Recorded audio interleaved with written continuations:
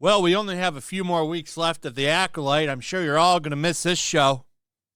Everyone's going to miss this show, right? I mean, the way that the media is talking about it, you would think it's the most popular Star Wars ever made. And the people that don't like it are the problem. Because we are always the problem, aren't we, fellow Star Wars fans? We're always the problem. At least that's what Collider is saying. It's not a very old article. Came out yesterday, I believe. I saw everybody posting it. You see here, Star Wars' biggest problem is the fans, because of course the fans are the problem. Interesting strategy. You know, it's worked so many times, right? Going after the fans. You think you can shame them into watching your shit. Now, I do want to point out, most people don't do this anymore. Most of the people in the entertainment industry don't really do this anymore. It was a hot way to try to get some interaction with your property, at least socially online. That doesn't work as well anymore. But Star Wars, of course, is still going to move forward with this strategy because they haven't changed their strategy at all since they've come on board with Star Wars when they bought it from George Lucas. By that, of course, I'm meaning Disney.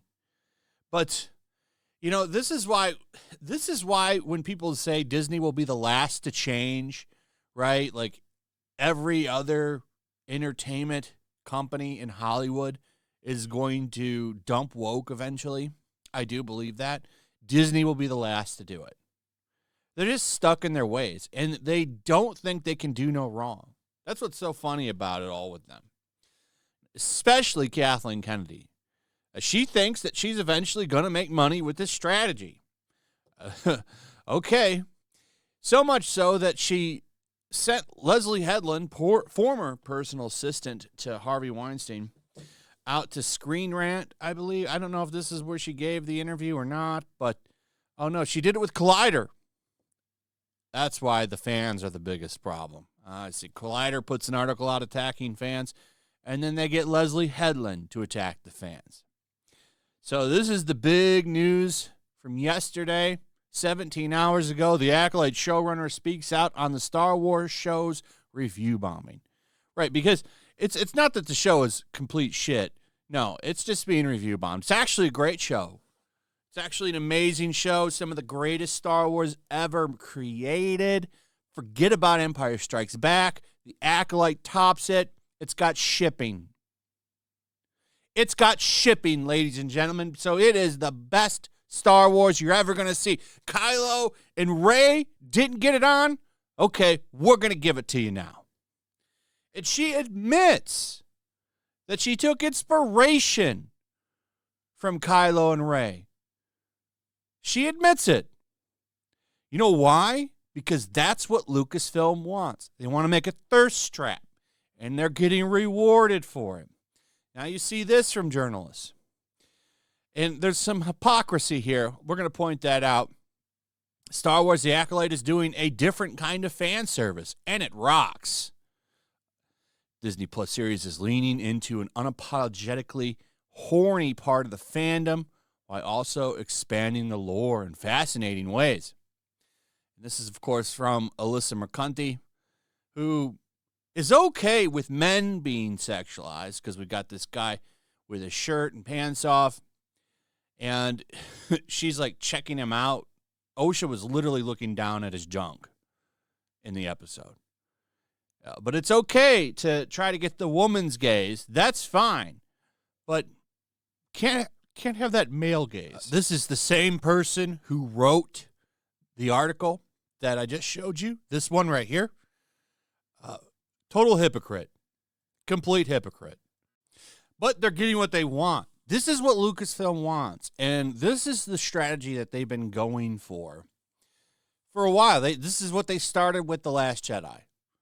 They want this relationship, kind of forbidden romance in all of their shit. They started it with Rey and Kylo, and now they're doing it with Osha and Smilo Ren. So and they don't even hide it.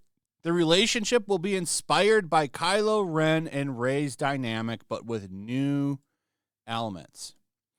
The Acolyte's showrunner hits at forbidden love affair between Smilo Ren and Osha. It's going to add to the complex history of romances in Star Wars. So, wait, complex histories. By the way, they turned Han Solo into a deadbeat dad and husband. Never forget that. So, I'm so happy that she admits that this is inspired by Kylo and Rey. This is what they want. This is the future of Star Wars right here. And it works to an extent. There's a lot of shipping going on with these two. In fact, Leslie Headland is a big fan of the fan fiction. They're actively reading it, and we know that because they admit it. They admit it. Here's my favorite headline of the video. The Acolyte showrunner Leslie Headland teases retro-style romance between Osha and Smilo Ren. I was sent one fanfic, and I was absolutely surprised at how prescient it was. So they're actively reading fan fiction and shipping. They talk about all of the shipping that's going on right now. This is what they wanted. This is what they've always wanted. And this is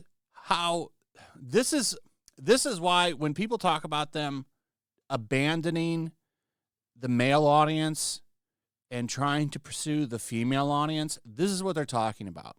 This is why they do this stuff, because women do like forbidden love and seduction, bad boy, good girl, because that's what this is.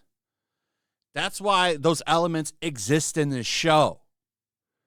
And she's openly asked about this stuff in that interview that she did with Collider. That's what they're talking about here. And she got sent fan fiction. Somebody sent something in. It was the day after the show debuted. And there's a fan fiction that was, I guess, going around the office, and somebody gave it to her. And she's like, wow, this is how it's going to go. I can't believe they nailed it. The biggest takeaway I got out of there is that the office is passing around fan fiction. This means that they're actively out there reading what shippers are saying and people's fan fiction, romantic fan fiction. You are going to see Star Wars totally shift into this. There's going to be constant movies and series with these bad boy, good girl kind of mashups. And it's going to be a big thing in Star Wars now. And it's funny. This doesn't work. I've shown this before because Cosmic Book News brought this to the forefront with this data. I forget who did it, but there was a survey done going over what women actually like. Well, what men and women actually like. And surprise, surprise, none of them gave a shit about any of this Star Wars stuff. So it's a very small group of Tumblr refugees and stuff like that, people from Tumblr and all those terminally online cat women and furries. That's the audience they want for some reason. And it's never been more obvious than with the Acolyte. Also, just want to point out that she blatantly talks about how she loves... Okay, so this was speaking with Inverse. Sorry, I said Collider.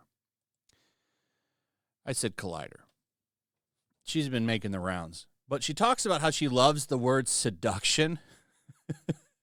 It's like, I've always loved that word. I wonder why. And you know why she likes seduction and bad boy, good girl? Oh, they always say, write what you know. And never forget that she was personal assistant to Harvey Weinstein before she was making anything. So she's writing what she knows, all right. Absolutely. Anyway, that's pretty much it. Star Wars is done. My advice, you got to give up that hope. Turn to apathy. Take the Star Wars black pill. That's what you need to do, because it's never coming back. You can still enjoy the old movies, but just enjoy the laughs now. Make fun of it. Laugh at how bad it is, because I'm promising you this. It's not going to get any better. Anyway, that's pretty much it. Let me know what you guys think about all of this. I'd like to hear from you. Also, if you would, please like, subscribe, share the video. Make sure you're still subscribed. Hit that notification bell, and I'll see you on the next one. Peace.